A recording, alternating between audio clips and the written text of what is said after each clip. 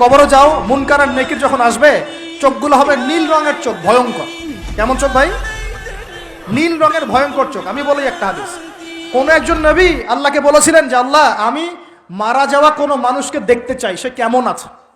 এটা শোনেন ভালো করে হাদিসটা, মারা যাওয়া কোনো মানুষকে আমি দেখতে চাই, সে কেমন আছে। আল্লাহ পাক সেই নবীর আরজি কবুল করলেন, বললেন আচ্ছা ঠিক আছে দেখাচ্ছি। কবরের সামনে গিয়ে দাঁড়ালেন। 1000 বা 2000 বছর আগের কোনো ব্যক্তি যে মারা গেছে তাকে কবর থেকে চিন্তা করা হবে। নবী দেখছেন এবং সে ভয় থরথর করে কাঁপছে, এখনো ভয় থরথর করে কাঁপছে। নবীজি, আমাদের নবী নন, অন্য কোনো নবী তিনি, সেই নবী বলছেন যে তুমি ভয় কাঁপছো কেন? তুমি কত বছর আগে ইন্তেকাল করেছো, কি তোমার হালচাল বলো আমাকে। সেই ব্যক্তি বলছে আমি আজকে থেকে 1000 বা 1500 বছর আগে মারা গেছে। আমি ভয়ে কাঁপছি। যখন আমি মারা যাচ্ছিলাম, মালাকুল মউত যে আকৃতি নিয়ে আমার সামনে এসেছিল, ওই আকৃতি আমি এখনো ভুলতে পারি না, তাই দেখে আমি থরথর করে কাঁপছি। তিনি বলছেন যে আমি 1500 বছর হয়ে গেছে আমার মউতের, কিন্তু আমার দেহ থেকে এখন পর্যন্ত রূহ কবজ করার যে কষ্ট, এই কষ্ট এখনো যায় নাই। আর এই সব দুর্নীতি করে আর অন্যায় করে মানুষের সম্পদ আত্মসাৎ করে অন্যের উপর অত্যাচার করে আমরা ভাবছি যে আমরা কালকে আমাদের মাঠে পার পেয়ে যাবো। খালি কবরে যাও, তারপর বুঝবো। আল্লাহ রাব্বুল আলামিন আমাদের সবাইকে হৃদয়ের চোখটা খোলার তৌফিক দান করুন, হৃদয়ের কান দিয়ে কথাগুলো শোনার তৌফিক দান করুন, এবং আমাদের সবার কলব, মৃত কলব জীবিত করার তৌফিক আল্লাহ দান করুন। এই মাপে কম দেয় একটা পাপ যে বললাম সুদ, একটা বলেছি যে জেনা, একটা ব্যভিচার, আমানতের খেয়ানত, হ্যাঁ। তারপরে যার যোগ্যতাহীন ব্যক্তিকে যখন আপনি দায়িত্ব দিবেন, যখন মানুষ স্ত্রীর আঁচল ধরে বসে থাকবে, মায়ের সাথে খারাপ ব্যবহার করবে, বাবাকে দূরে ঠেলে দিবে, বন্ধু বান্ধবদের কাছে নিয়ে আসবে, যখন মসজিদগুলো হট্টগোল হবে, শোরগোল হবে, মসজিদ চাকচিক্যময় হবে, হেদায়েত উঠে যাবে, যখন দেখবেন সময় সংক্ষিপ্ত হয়ে আসছে, যখন দেখবেন যে জহরতুল কায়নাত, গান বাজনা বাদ্যযন্ত্রের সাথে সম্পৃক্ত যারা আছে, এই যে নর্তকী, এদের সংখ্যা বাড়তে থাকবে।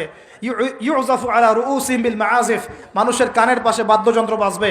মানুষ যখন এই যে মদকে হালাল মনে করবে, শুরিবাতিল খমর, মদ যখন মানুষ খাওয়া শুরু করবে, জেনাকে হালাল মনে করা শুরু করবে, হ্যাঁ, যখন মানুষ আত্মীয়তার সম্পর্ক নষ্ট করা শুরু করবে, এই যে যত রকম পাপ আপনি দেখছেন যা আমাদের এই সমাজগুলোতে চলছে, এগুলো যখন চলতে থাকবে, তখন আল্লাহর পক্ষ থেকে এই যে আসমানি গজব, জমিনের বালা, এই ভূমিকম্প বলেন, জালজালা, মহামারী, হ্যাঁ, আপোষের মারামারি, হত্যা, রাহাজানি, এই যে আপনার আর কি বলবো, আর কি আছে, এই যে আকৃতি বিকৃতি হওয়া, ভূমি ধসে যাওয়া, আসমানের গজব, মহাপ্লাবন, জলোচ্ছ্বাস, বন্যা ইত্যাদি, যে পাপগুলোতে আল্লাহ পাক বিভিন্ন জাতিকে ধ্বংস করেছেন, এই সমস্ত আযাব আল্লাহর পক্ষ থেকে একটা একটা করে আসতে থাকবে, একটা একটা করে।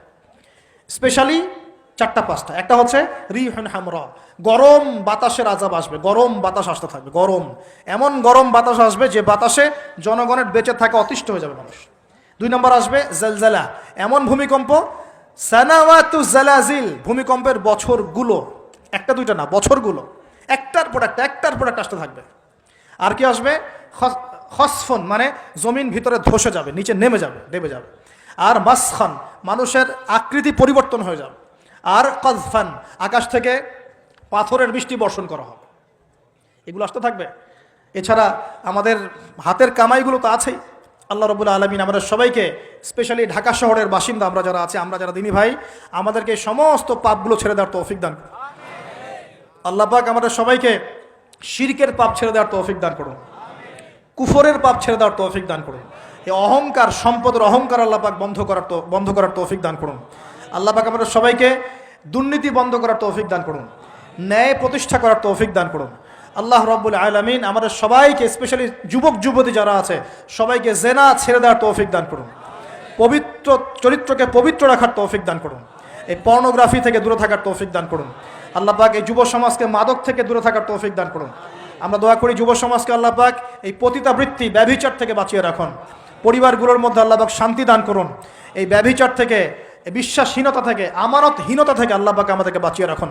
আল্লাহ পাক আমাদের শাসকবর্গকে হেদায়েত দান করুন। আল্লাহ পাক জনগণকেও হেদায়েত দান করুন। আল্লাহ রাব্বুল আলামিন আমাদের সবাইকে অপচয় বন্ধ করার তৌফিক দান করুন।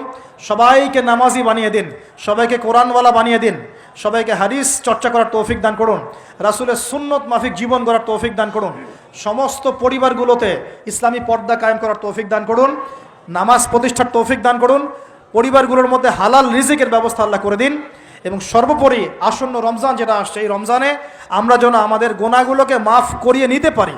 আল্লাহ পাক সেই তৌফিক আমাদের সবাইকে এনায়েত করুন, বলি আমিন।